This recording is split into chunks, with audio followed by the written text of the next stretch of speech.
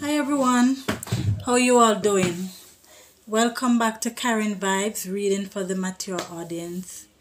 Folks, every time I come on I say the same thing. I've been just so busy, this project that I'm working on, it's been taking up so much time, just busy, but I'll soon be done, so I have a million and one things doing at the same time, but my apologies for staying away so long. But anyhow, we just get into it. Hope you all doing okay. Well, today we've been having rain. How long have we been having rain? We've been having rain for the past actually 3-4 weeks. We've been having a lot of rain. So it's been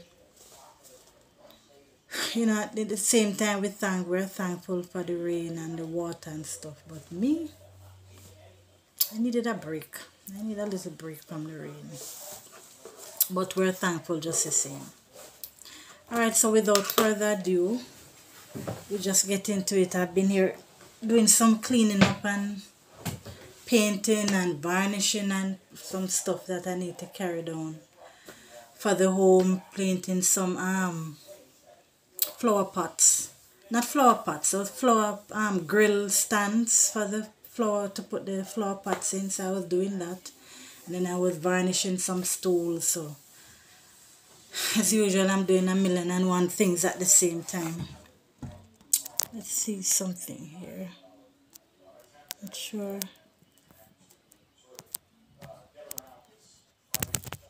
Seemed a bit dull. Not sure what happened there. And then I did some laundry, so I have some stuff here to fold up. So lots of stuff.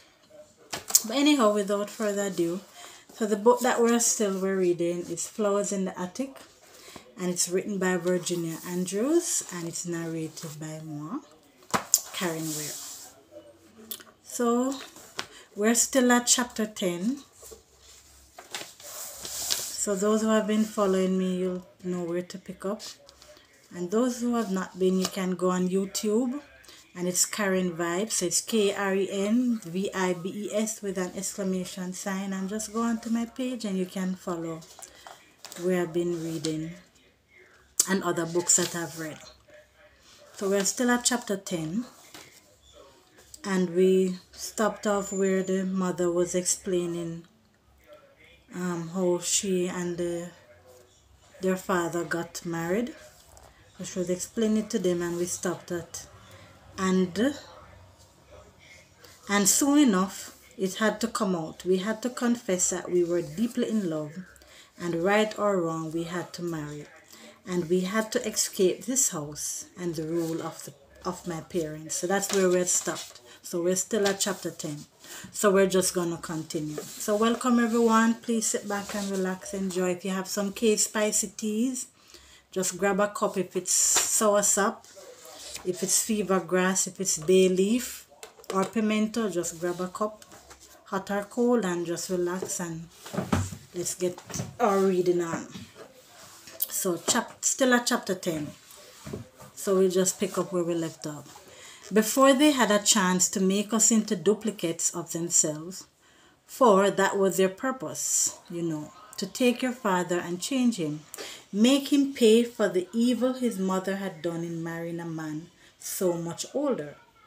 They gave him everything, I will admit that. They treated him as their own son, for he was to replace the 2 sons they had lost. They sent him to Yale, and he was brilliant. You get your intelligence from him, Christopher. He graduated in 3 years, but he could never use the master's degree he earned, for it had his rightful name on it. Let's read that again. But he could never use the master's degree he earned, for it had his rightful name on it, and we had to hide who we were from the world. Okay. It was hard for us in the first years of our marriage because he had to deny his college education. I guess because they're related and they got married, it's against, what they call that again? Incest. What? There's another word. Don't think that's the word. There's another word. She paused. She glanced reflectively at Chris, then at me. She hugged the twins and kissed the top of their fair heads, and a troubled frown came toward her face and pucker her brow. Kathy, Christopher, you are the ones I'm expecting to understand. The twins are too young. You're trying to understand how it was with us? Yes, yes, both Chris and I nodded. She was talking my language, the language of music and ballet, romance and love, beautiful faces in the lovely places. Fairy tales can come true. Love at first sight. Oh, what was going to happen to me? I just knew it would, and he'd be as beautiful as Daddy had been, radiating with beauty, touching my heart. You had to have love or you would wither away and died. Listen attentively now, she said in a low voice, and this gave her words greater impact. Oops. Sorry, folks. Right at the window here, so.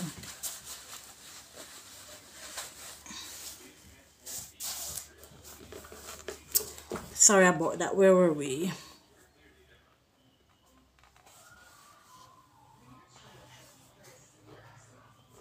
Right, let's read back from here.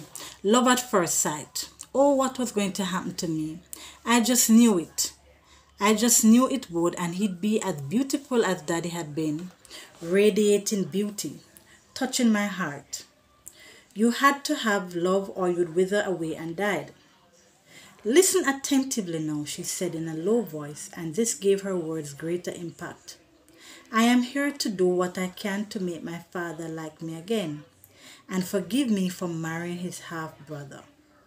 You see, as soon as I reached my 18th birthday, your father and I eloped, and 2 weeks later we came back and told my parents. My father nearly threw a fit. He raged, he stormed. He ordered us both out of his house and told us never to come back, never. And that is why I was disinherited. And your father too. For I think my father did plan to leave him a little, not much but some. The main portion was to be mine, for my mother had money in her own right. Why to hear tell it? Why to hear tell it? The money she inherited from her parents is the main reason why my father married her. Though in her youth she was what is called a handsome woman. Not a great beauty, but she had a regal, powerful kind of noble good looks. No, I thought bitterly to myself. That old woman was born ugly. So this is this is Cassie saying this to herself. I am here to do what I can to make my father like me again and forgive me for marrying my half uncle. And in order to do this, I am going to have to play the role of the beautiful, humbled, thoroughly chastised daughter. And sometimes, when you begin to play a role, you assume that character. So I want to say now, while I am still truly myself, all you have to hear. While I am still fully myself, all you have to hear. That's why I'm telling you all of this and being as honest as I can. I confess. I am not strong-willed, nor am I a self-starter. I was strong only when I had your father to back me up, and now I don't have him. And downstairs, on the first floor in a small room beyond that giant library, is a man, the likes of whom you have never encountered. You have met my mother and know a little of what she is like, but you have not met my father, and I don't want you to meet him until he forgives me and accepts the fact that I have 4 children, fathered by his much younger half-brother. This is going to be very difficult for him to take, but I don't think it is going to be too difficult for him to forgive me. Since your father is dead, and it is difficult to hold grudges against the dead and buried. I don't know why I felt so scared. In order to have my father write me into his will again, I'm going to be forced to do anything he wants. What could he want from you but obedience and a show of respect? Asked Chris in the most somber, adult way, as if he understood what this was all about. Mummy gave him the longest look, full of sweet compassion, as her hand lifted to caress his boyish cheek. He was a younger, small edition of the husband she'd so recently buried. No wonder tears came into her eyes. I don't know what he'll want, darling, but whatever I have to do, I will do. Somehow, he must include me in his will. But let's forget all of that now. I saw your faces when I was talking. I don't want you to feel what my mother said is true. What your father and I did was not immoral. We were properly married in church, just as any other young couple in love. There was nothing unholy about it, and you are not the devil's spawn or evil. Your father would call that hogwash. My mother would have you think yourselves unworthy as another way to punish me. And you, people make the rules of society, not God. In some parts of the world, closer relatives marry and produce children, and it is considered perfectly all right. Though I'm not going to try and justify what we did, for we do have to abide by the laws of our own society. That society believes closely related men and women should not marry, for if they do, they can produce children who are mentally or physically less than perfect. But who is perfect? Who is perfect? Then she was laughing, half crying and hugging us all close. Your grandfather predicted our children would be born with horns, humped backs, forked tails, hooves for feet. He was like a crazy man trying to curse us and make our children deformed. Because he wanted us cursed. Did any of his dire predictions come true? She cried, seemingly half wild herself. No, she answered her own question.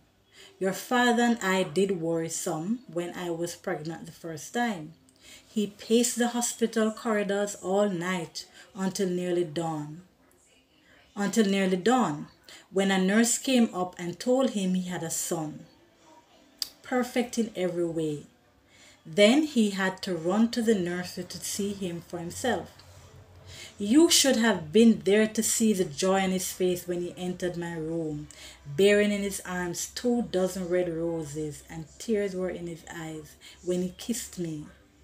He was so proud of you, Christopher, so proud. He gave away 6 boxes of cigars and went right out and bought you a plastic baseball bat and a catcher's mitt and a football too. When you were teething, you chew on the bat and beat on the crib and the wall to let us know you wanted out. Next came Kathy, and you, darling, were just as beautiful and just as perfect as your brother. All right, let me pause there and we'll upload this and we'll come right back.